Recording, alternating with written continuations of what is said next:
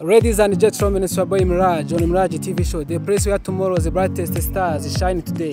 Here we celebrate raw talent and tell the stories of the next generation. Come and join us on a journey of discovery, creative innovation as we give a voice to rising singers, dancers, fashion, everyone who is ready to change the world. Guys, nkuko mubibona kuri kazacu dufite abatipe n'inkumi ni mwiza arasobanutse kandi n'abantu bari kumurabona ko iyo barebye n'abantu bafite icyerekezo, bafite vision n'urubyiruko rufite icyizere cy'ejo hazaza. Batangira batwibwira kugira ngo mumenye abantu turi kumwe ni bande, bakora iki ndetse intego zabo nizi. Okay, murakoze. Nitwa Patish, nkaba mu fashion barizwa mu itsinda ribita Butare Generation Fashion Designer. Nkaba ndi vice president w'iryo tsinda rikorera mu karere ka Huye. Murakoze. Yes, nabo munabakurikiye mwese ugera mwibwira. Murakoze. Nitwa Kazuba Sonia, nanjye mbarizwa mu itsinda rya Butare Generation Fashion Designer. Ndi mu fashion muri Kimideli nkana. Yego twakomeza. Murakoze, nayo nitwa Brenda, nkora fashion. Murakoze, nitwa Safiona muri Kimideli, nakora na fashion murakoze. Yego. Patrick. Yes sir. Mu by'ukuri uri umujama n'umujene kandi utanga icyizere cy'ejo hazaza bitewe n'uburyo nagaragara bigaragara ko umusore ufite Yeah man. Mu fashion mu by'ukuri abantu benshi bagiye bavuga bakisanga bari kumwe n'abantu bafite wenda talent zigiye zitandukanye, abantu bagiye batandukanye hirya no hino. Kuki wowe wahisemo kuba mu fashion? Ubikura hehe? Byaje biturutse kuki? Impamvu ngiye nkunda fashion cyangwa se nkora fashion nanayikoze. Si uko muri fame hari umuntu uyikora cyangwa se hari umuntu nyine ubikora by'umwuga. Ahubwo impamvu ngiye nkora fashion nuko nyikunda kandi nkaba niyumvamo ubwo bushobozi bwo kuyikora nyine to. Iyo ni intego cyangwa muhuriho mwese cyangwa buri wese afite impamvu ye runaka ku giti cyatumye ariza. Ubundi afite ikindi kintu. Twese tuyisanze tuyihuriyeho. Musanze mwihuriyeho. Yeah man. Kazuba. Mu by'ukuri ko bigaragara n'ubundi presenta uburiwe n'iby'ukora. Ubundi nk'iyo bivuze ngo umufashe abana batabisobanukiwe wabwira ko fashion ari Fashion ni ubundi fashion ikuyemo ibintu bibiri. Hari fashion akaba na design. Designer ni umuntu ukora iyo myenda ya fashion abantu nyine bakayambara bagiye kwimurika. Noneho byose bikikubira mu ijambo rimwe ryitwa fashion design. Fashion designer rero ni ugukora imideli mukanayimurikira abantu. Patrick, ubundi nk'ubusanzwe impamvu ndi kugaruka ariko nuko uri umuyobozi wabo. Yeah man. N'abagaragiye bose ndabageraho. Nta kibazo. Ubusanzwe iyo bavuze fashion akenshi rubanda nyamwinshi batekereza ko ari abakobwa. Nkawe kuri umuhungu ntabwo byaguteye isoni kwinjira mu ruhando bakora fashion? Buriya akenshi iyo ukora ikintu gikunze kandi buriya ukora ikintu gikunze ntabwo ushobora gucika intege. Abavuga baravuga ariko nta kintu cyaguca intege kuko icyo kintu gikunda. Buriya wafokasinze ku kintu ufite indoto runaka wifuza kuzigeraho bigusaba nyine ntango indoto zawe zateza ku kanya ngo zize nyine n'abantu baguciye intege. Nyine ibyo biravugwa ariko mbirenza amaso uko nzi icyo nshaka ko ari inzozi mfite. Yeah man. Nk'aho kuva uri president w'abo bantu. Ndajya mbaza ikibazo uba ari wowe uhitamo ugomba kugisubiza. Nta kibazo. Nubwo byakorohera. Nta kibazo. Yego. Ikibazo cya mbere mbaza ni iki ngiki. Ubundi gukora fashion bisaba iki? Umuntu ugomba ubyinjiramo afite intego zimeze gute? Ikibazo buriya nk'umuyobozi ndumva ari nkanjye bakagisubije ko ako nijye wabanjirije. No kuvuga ngo buriya kugira ngo ujye gukora fashion nta kintu bisaba. Ikintu cya mbere bagisaba mu kintu cyose umuntu agiye gukora atari na fashion gusa. Bisaba ko icyo kintu cyiyumvamo kandi wowe ufite ubwo bushobozi bwacyo. Kandi icyo kintu ukanitinyuka muri wowe iyo ufitemo nyine ubwo bushobozi waranitinyutse. Kandi buriya iyo ukoze ikintu utakiyumvamo gishakisha ntawe ugishobora. Twese turanga ko ibyo bintu tubishoboye kandi tunabyiyumvamo.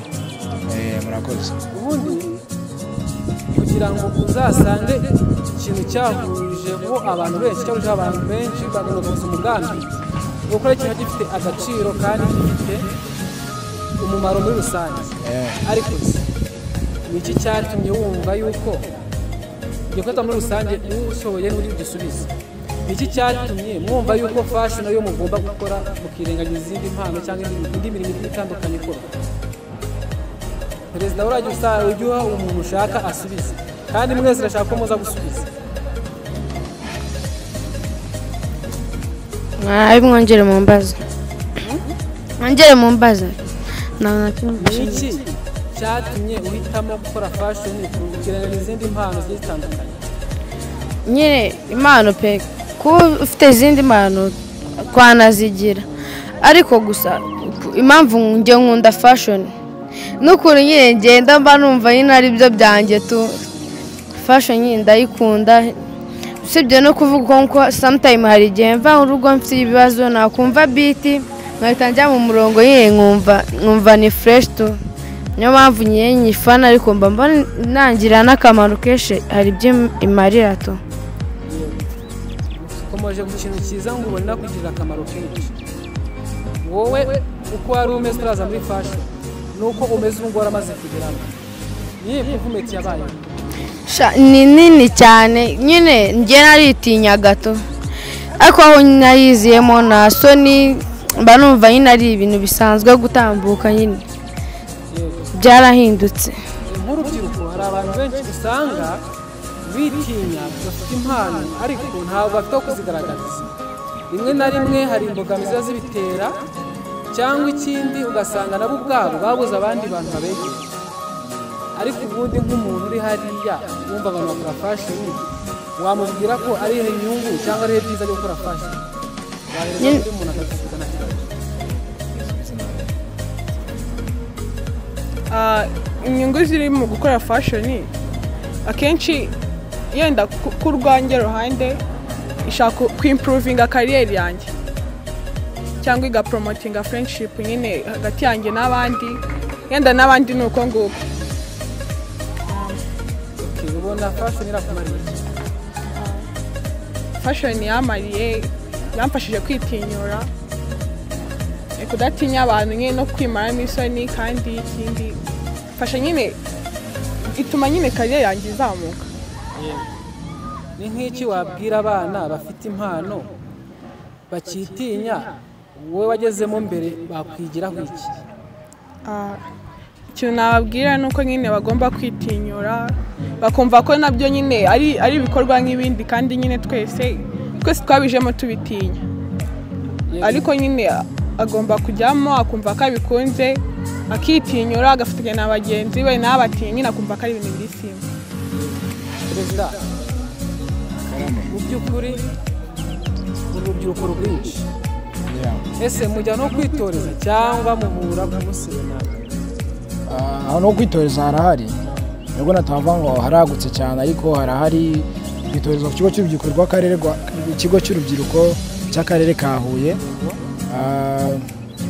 tukaba nyine dukora hari iminsi dusetinga tuvuga ati iyi minsi niyo dukoraho kuko birumvikana buri munsi ntabwo waza muri practice tukaba dukora muri weekend ku wa gatandatu no ku cyumweru mu minsi isanzwe twakora ku wa gatatu seko habayeho impinduka tubonye nk'ikiraga cyangwa se tubonye ikirori tuzajyamo runaka nibwo iminsi dukoramo practice tuyongera kugira ngo tuzagaragaze ibintu nyine biri professional ibintu nyine navuga tubigaragaze neza kurenza uko twakabigaragaje dukora iminsi mikeya yego uvuze icyo kintu numva ingereye ku ngingo bari mu kujya mubona akazi mukora yego muri make fashion ni akazi kakingiriza umuntu kuko hari abantu benshi bitonze ese ubona impano yagutunga bigashoboka nta kandi kazi ukora byashoboka kabisa nizihe mbogamizi muhura nazo mu kazi kanyu ka buri munsi imbogamizi ya mbere duhura nayo rero kuba nta muterankunga dufite ni urugero cyane cyane by'umwihariko ku ba designer nimba tugiye nko mu kirori ahantu tugiye kudizayininga ikintu ntabwo twakabaye kuba tugira ikibazo cyo turambara iki cyangwa se nimba ari ibintu dukeneye gukora izo design turazikora mu bihe bikoresho nyine raw material dukoramo ibyo bintu usanga ari imbogamizi kuko usanga no ku isoko zihenze buriya byaba byiza bakajya nanabura aho ngira ikintu nsaba abantu bakurikiye ino channel nabasaba nimba wumva ufite ubushobozi cyangwa se ufite iduka cyangwa se inzu y'imideri gukora ama designer wazaza ukatureba ukadufasha ukatujoininga no de natwe twamamariza ibyo ukora turi tayari gukorana n'uwo muntu uri umuyobozi wa runo rubyiruko tureba n'abandi benshi batari imbere yacu kuri kamera. Yego. Kuyobora abantu bafite amaraso ashyushye birakoroha. Bisaba nyine ntabwo ari ibintu biba byoroshye ako kanya, ariko ako twese tuba turi abantu bakunda ngo tuba turi abana. Hari uburyo nyine uganizamo urubyiruko ukarutwaramo, kuko nawe ndi urubyiruko banzi uburyo nshobora kuba mugenzi wanjye nyine namuganirizamo. Murakoze menye uko mutwara nyine. Mera mikoro umwana uri ku ruhande. Ni izihe mbogamizi uhura nazo mu kuzamura impano yawe? Imbogamizi mpura nazo nyine ni ukubera ko nta bikoresho dufite bihagije.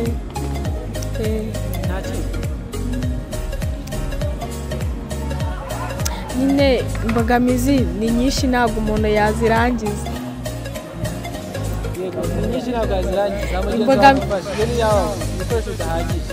Nta bikoresho nyine tugira, nta n'abaterankunga, urumva ko nyine biba bigoranye.